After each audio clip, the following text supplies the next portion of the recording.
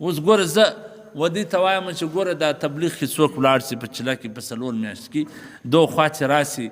د ژوره میله کړي دو خوا چې راسي لمونځونه یې شروع کړي اعمال یې شروع کړي دا ولې حالانکې دی وختي هم خبر و چې دا ژوره خریل ګناه ده دی وختي هم خبر و چې دا غلط کار کول ګناه دی لیکن نه یې پرېښول ولې نه پرېښول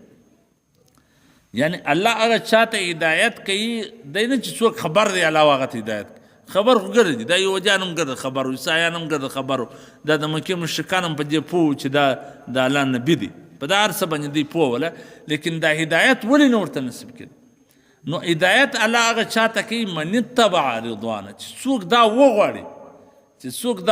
چې الله راضي کړي څوک دا وغواړي چې د الله پر لار ولاړ شي الله هغه ته لارې خلاص یعنی زموږ مفسرین دا مثال ورکوي وایي یو سړي لوښي نیولی دی داسې دا نو دا په کار کې یو څک راځي هم به یو شی زنجمه سي او که چا چپه نیولې الټا نیولې نو بیا خو چې ګسه شبې بارانونه پر وسي نو خو هم څک نه کې راځي نو الله جل جلاله فرمایي چې په دې قرآن سره الله هغه خلکو ته هدایت کوي چې کوم خلک د الله رضا غواړي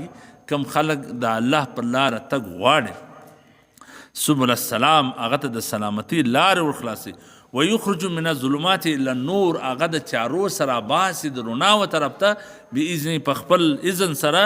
ويهديهم الى صراط مستقيم او پر سیده لاره باندې قایم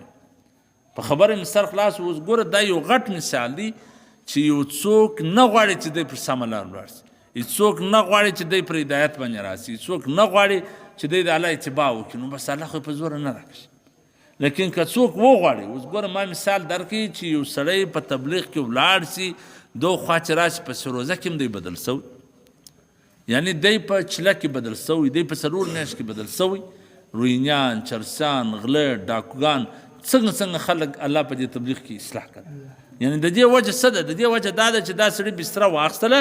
د الله په لار کې روان سو مسجد ته ولاړی چې بس زه غواړم چې الله زما سره راضي سي زه غواړم چې پر سیده لار باندې راسم نو ځکه الله پاک هم لارې ورته خلاص